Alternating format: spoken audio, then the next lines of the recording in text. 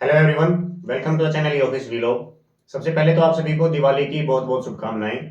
ये वीडियो मैं लगभग एक महीने के बाद पोस्ट कर रहा हूँ क्योंकि अभी प्रिक्योरमेंट सीजन के दौरान टाइम नहीं मिला वीडियो बनाने का। काफ़ी टाइम से कमेंट आ रहे थे कि लीव रूल्स के ऊपर कोई वीडियो बनाई जाए। तो आज की इस वीडियो में हम डिस्कस करेंगे type of leaves and casual leaves के बारे में डिटेल से डिस्कस करेंगे। उसके बाद जो बाकी की लीव्स हैं उनके बारे में भी एक एक करके हम डिस्कस करेंगे। सबसे पहले हम लीव रूल्स को कंप्लीट करेंगे। ये हमारे एसएएस के एग्जाम में भी काम आएगा ये टॉपिक। और जो बाकी के रूल्स बचेंगे उनको भी हम ये कंप्लीट होने के बाद डिस्कस करेंगे ताकि हमारे कम से कम एक सब्जेक्ट की तैयारी पूरी हो। रूल्स के अंदर सबसे ज्यादा इंटरेस्टिंग टॉपिक मुझे तो लीव रूल्स ही लगता था स्टार्टिंग में कि किस किस टाइप की हमें लीव्स मिल सकती हैं। तो इस वीडियो में हम डिस्कस करते हैं लीव रूल्स। तो चलिए वीडियो स्टार्ट करते हैं।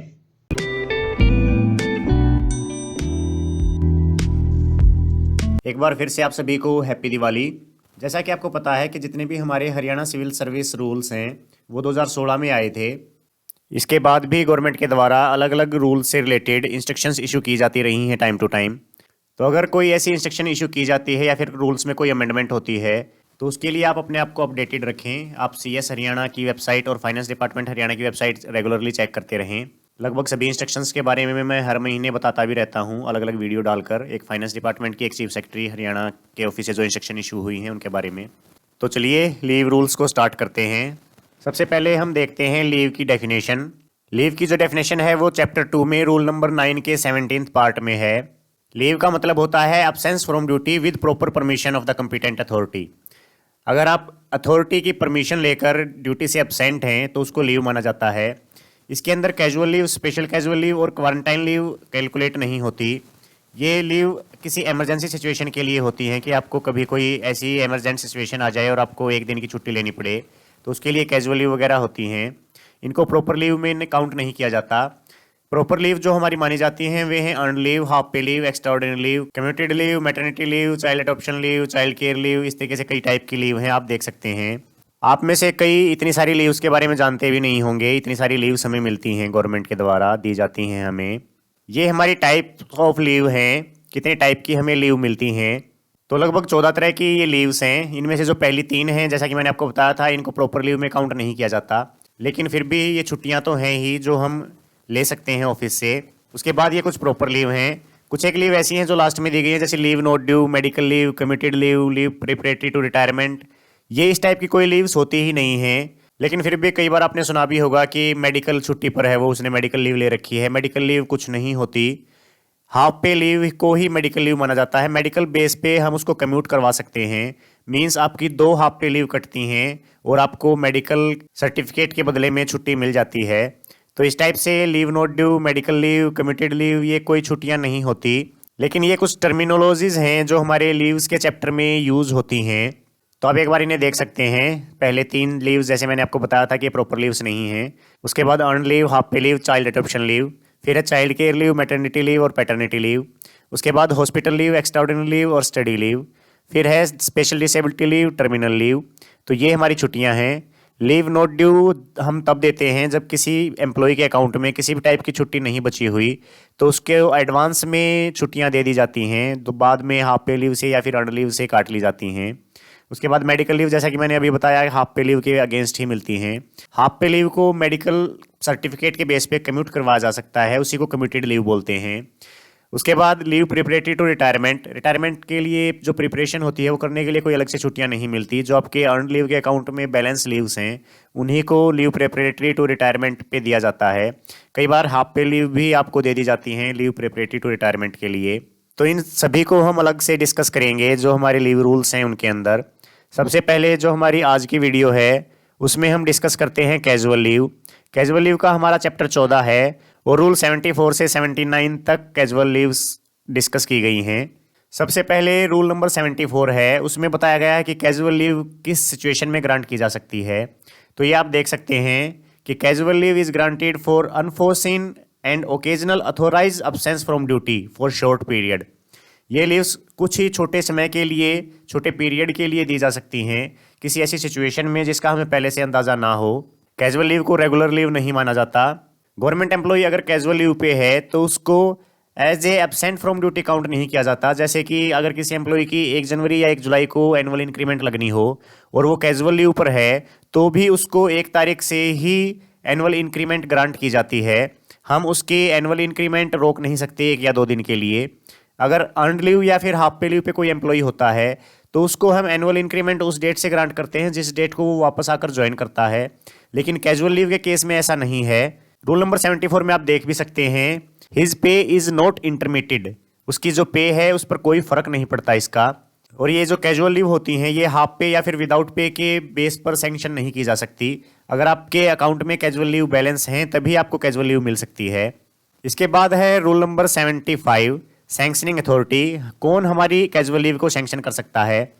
इस रूल के बारे में भी कई एम्प्लॉयज़ के दिमाग में ये फितूर होता है कि हेड ऑफ ऑफिस सिर्फ 4 दिन की छुट्टी ही ग्रांट कर सकता है और बाकी अगर 4 दिन से ज़्यादा की छुट्टियां किसी एम्प्लॉय को चाहिए तो हेड ऑफ डिपार्टमेंट के पास केस भेजना पड़ेगा। लेकिन ऐसा कुछ भी नहीं है। इन रूल्स में क्लियर है कि हेड ऑफ ऑफिस को फुल पावर है, जो उसके नीचे एम्प्लॉयज़ काम कर रहे हैं उनके लिए वो कितने भी दिन की कैजुअल लीव सैंक्शन कर सकता है जितनी उनके अकाउंट में बैलेंस हैं। लेकिन वो अपनी खुद की छुट्टी सैंक्शन नहीं कर सकता। उसके लिए उसको अपनी हायर अथॉरिटी के पास जाना पड़ेगा। जो कई एम्प्लॉयज़ के दिमाग में 4 दिन वाली बात रहती है वो उस केस में है अगर हेड ऑफ ऑफिस या फिर हेड ऑफ डिपार्टमेंट अपनी पावर को डेलीगेट कर देता है किसी जूनियर ऑफिसर के लिए। जैसा कि इस रूल के नोट में दे भी रखा है, the head of office may redelegate the power to any gazetted officer working under him in his office. अगर आपका डीडीओ है, उसके नीचे कोई सुप्रीडेंट वगैरह या कोई भी गजेटेड ऑफिसर काम करता है तो वो अपनी पावर उसको डेलीगेट कर सकता है। और उस केस में जो ऑफिसर इंचार्ज है हेड ऑफ ऑफिस के नीचे या फिर हेड ऑफ डिपार्टमेंट के नीचे, वो सिर्फ 4 दिन तक की ही छुट्टी आपको ग्रांट कर सकता है और उससे ज़्यादा की छुट्टी के लिए आपको अपने DDO means head of office या फिर हेड ऑफ डिपार्टमेंट के पास जाना पड़ेगा अगर आप हेडक्वार्टर पर काम करते हैं तो यहाँ सैंक्शनिंग अथॉरिटी का ध्यान रखें। हेड ऑफ ऑफिस के पास फुल पावर है। अगर आपके पास 20 कैजुअल लीव हैं तो वो आपको 10 कैजुअल लीव अगर आप लेना चाहें तो 10 की 10 भी ग्रांट कर सकता है। अगर मैक्सिमम आप 16 दिन तक अब्सेंट रह सकते हैं, ये भी इसी रूल्स के अंदर रूल नंबर 79 है, वो भी अभी हम डिस्कस करेंगे। मैक्सिमम 16 दिन के लिए आप ऑफिस से अब्सेंट रह सकते हैं लगातार कैजुअल लीव लेकर। तो अगर आप 16 दिन की छुट्टी भी लगातार लेना चाहें, उसमें सैटरडे संडे या फिर कोई भी गजेटेड हॉलीडे इंक्लूडेड होती है लेकिन वो आपके लीव अकाउंट से डेबिट नहीं होती, तो आप लगातार 16 दिन के लिए अब्सेंट रहना चाहते हैं तो आप अपने हेड ऑफ ऑफिस से इसकी परमिशन ले सकते हैं। उनको पूरी अथॉरिटी है आपकी लीव्स को सैंक्शन करने की। इसके बाद है rule number 76, admissibility of casual leave. इस रूल में बताया गया है कि आपकी छुट्टियां बनती कितनी हैं। इसमें 3 पॉइंट हैं। अगर आपने अभी सर्विस को ज्वाइन किया है रिसेंटली इसी साल में, तो अगर आपने 30 जून से पहले ज्वाइन किया है तो उस साल आपकी छुट्टियां, अगर आप मेल हैं तो 10 रहेंगी, फीमेल हैं तो 20 रहेंगी। अगर आपने 30 जून या 30 सितंबर के बीच में ज्वाइन किया है तो मेल की छुट्टियां 5 और फीमेल के लिए ये छुट्टियां 10 रहती हैं। अगर आप किसी साल में 30 सितंबर के बाद ज्वाइन करते हैं तो उस साल के लिए मेल की छुट्टियां 2 और फीमेल के लिए छुट्टियां 5 रहती हैं। अगर आप 30 नवंबर के बाद किसी साल में ज्वाइन करते हैं तो मेल के लिए छुट्टियां 1 और फीमेल के लिए छुट्टियां 2 रहती हैं उस साल में। तो ये आपकी कैजुअल लीव के लिए एडमिसिबिलिटी है कि आप एक साल में कितनी छुट्टियां ले सकते हैं। और ये पहले साल के लिए एप्लीकेबल है कि फर्स्ट कैलेंडर ईयर जिसमें एम्प्लॉय रिक्रूट हुआ है उस साल वो कितनी छुट्टियां ले सकता है। उसके बाद है लास्ट कैलेंडर ईयर, जिस साल आपको रिटायर होना है या आपको रिजाइन करना है, किसी भी तरीके से आप अगर अपनी जॉब को छोड़ना चाहते हैं तो जो आपका लास्ट ईयर है उसमें आप कितनी छुट्टियां ले सकते हैं।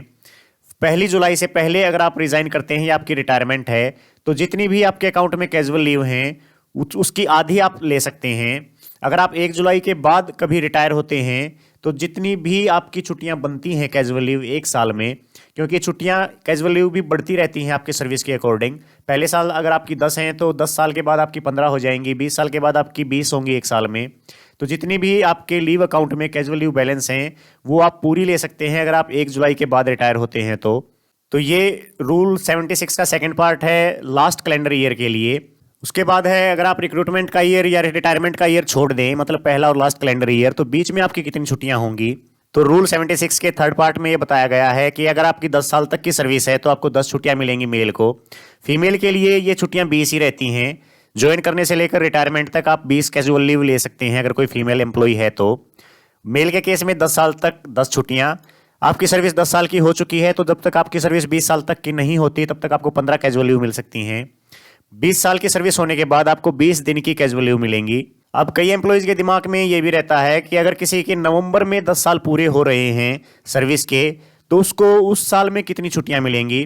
तो आपको पूरी की पूरी 15 छुट्टियां ही मिलेंगी, चाहे आप 31 दिसंबर को भी अगर आपके 10 साल पूरे हो रहे हैं, तो जिस साल भी आपके 10 साल पूरे होते हैं उसी साल से आपकी छुट्टियां बढ़ जाएंगी और आपको 15 छुट्टियां मिलनी स्टार्ट हो जाएंगी।